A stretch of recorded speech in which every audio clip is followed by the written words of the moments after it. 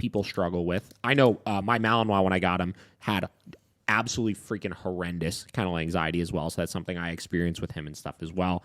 And I think a big misconception with crate anxiety or separation anxiety or any of those types of things is that you're going to hit this point where it just completely dissolves and goes away, right? Like we have a couple clients I can think of that have dogs that have kennel anxiety that went from, breaking out of the crate, having regular accidents in the crate, literally nonstop, constantly barking and stuff like that.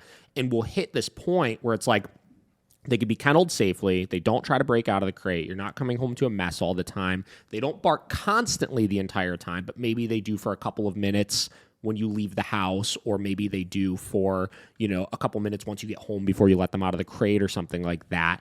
And I find myself in a lot of cases really educating and coaching people through, one, realistic expectations with it, and two, recalibrating like what victory is to them with things. You know what I mean?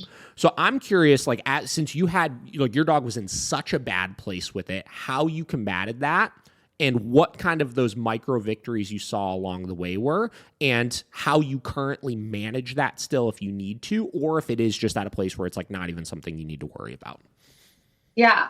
So there's a lot that goes into that. So he's 9 now. Sure. He's laying right here next to me. Just so beautiful. I love him.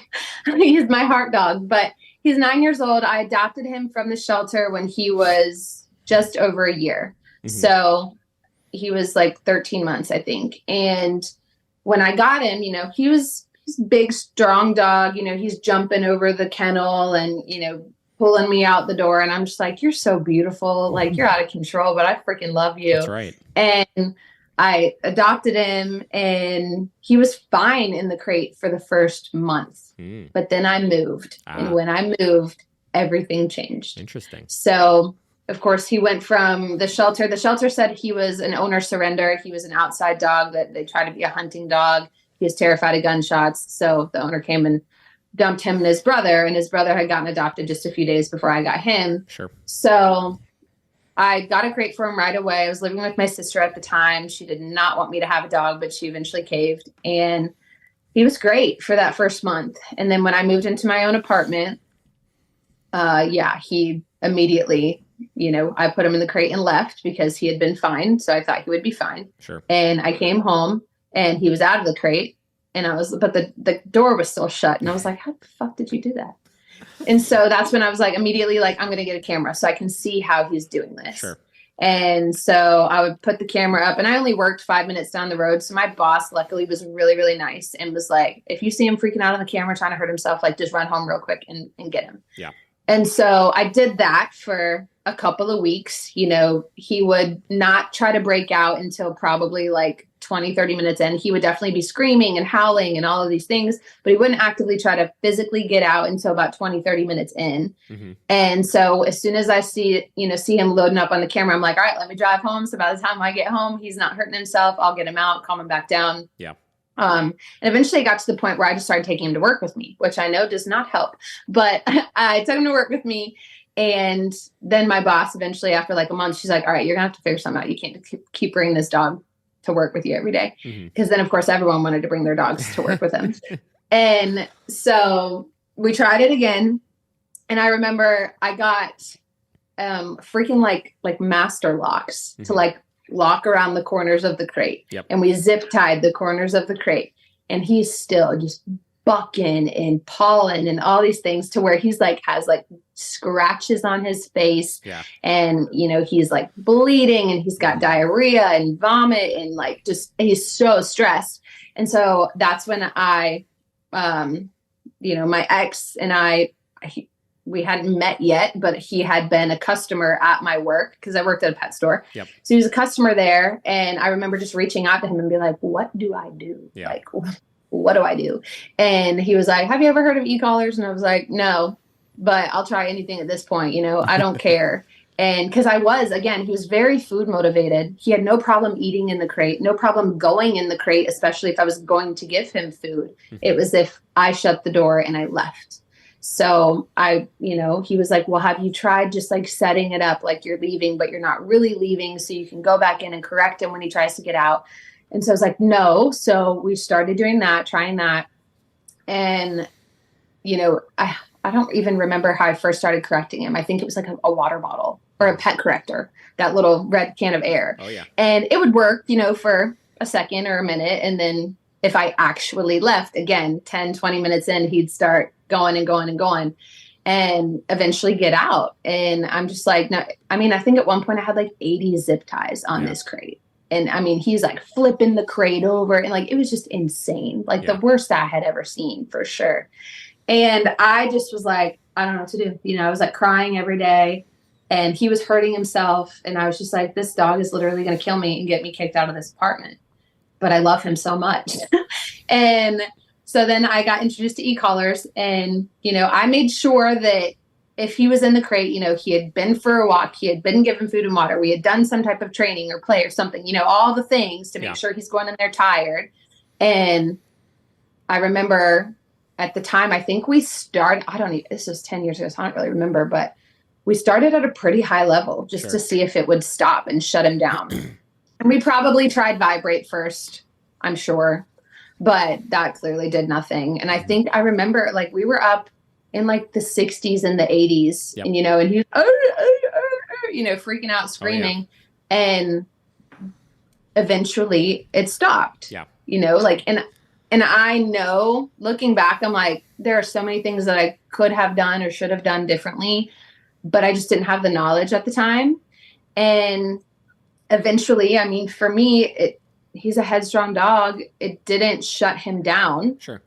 You know, correcting him at that high of a level, it stopped his explosive, ridiculous behavior. Yeah. And so it did eventually get to the point where and I'm not sitting here, you know, frying him, holding it down, but I would just, you know, dial up, pop him, dial up, pop him, dial up, pop him until we found a level that he finally stopped. And it was like up in the 80s where he finally stopped. And, you know, and it wasn't like just a flip of a switch, like he got corrected and then he never did it again. It was a process of probably 2 or 3 months of consistently trying to set that situation up, correct the behavior, and then move on. And eventually, yes, just like you said, he did get to the point where he just stopped. Now, there was probably a handful of times when I was in that apartment that he would still get out because, and I don't know what triggered it. You know, I either didn't check the camera or he didn't get a correction. So he was like, whatever, fuck this, I'm going to try it. But eventually, you know, it did stop. And then I remember I moved again out of the apartment into a house and we started all over. So it's like moving obviously was triggering him, shifting the environment, changing the routine. All of those things triggered him. But now he had a better understanding of the tool. And again, at this time, I was only using the e-collar as a correctional tool. And so my corrections were much lower. You know, I could correct him at like a 20 or a 30 and he would stop. But then I learned how e-collars, you know, were supposed to be used. And we started doing the e-collar conditioning that way, which really changed the game for us because it wasn't just this correctional tool anymore. And I did use it in so many other ways to communicate. And I feel like his needs were definitely being met a lot more in a way that I didn't understand before with him being a hound dog. He's a Beagle, Ridgeback, Staffy mix. So it's got a whole lot going on there.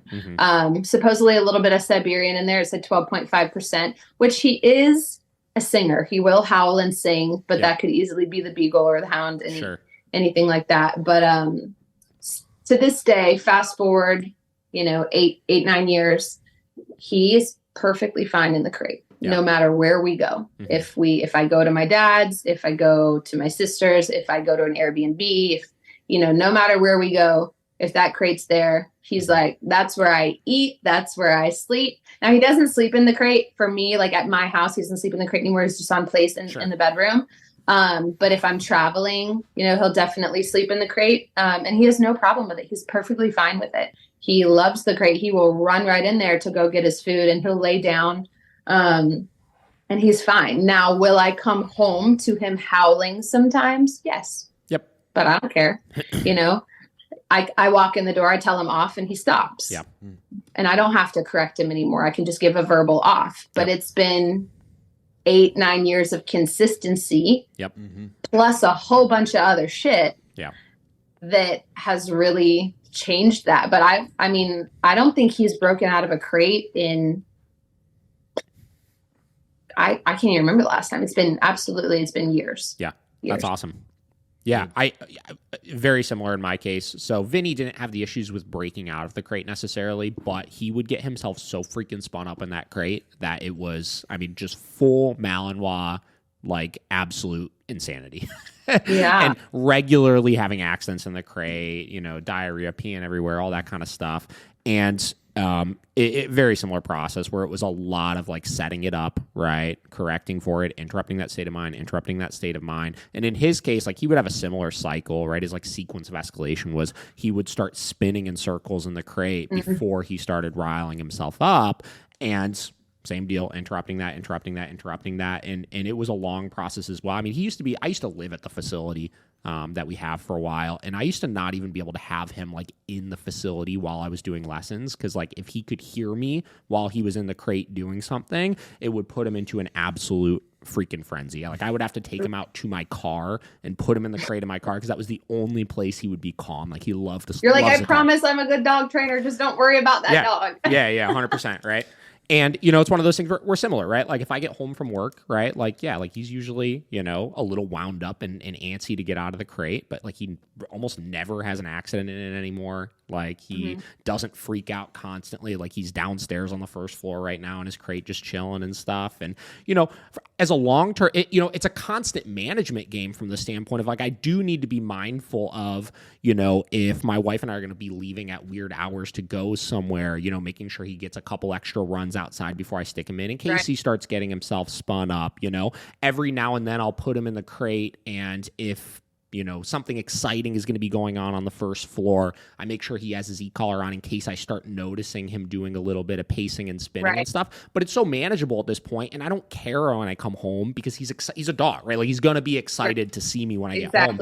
And how old is your Mal? He's about the same age now, so he's about like 9 or so at this point. Yeah. So similar journey. I got started right around the same time as you. I've been doing this about 10 years as well. And it's so interesting. That was another thing that I had on my list is like the dog training freaking climate like 10 years ago is so different than it was right now too. Yes. Like from social media and from everything. But my God. I think some people really get in their head with like anxiety issues or things like that they're going to make their dog just like absolutely perfect. And by shifting that expectation from like, let's make the dog just absolutely adore the crate and never make a peep in it and not even be excited when we get home and this and that and blah, blah, blah, you do yourself and your dog such a disservice because like you're holding them to this unrealistic standard where they're at with things is perfectly fine, right? They're safe, they're comfortable, and it's not causing you all of the problem and headache that it was before. But those unrealistic expectations, past just crate anxiety with everything else, can be so detrimental for people's success, I think.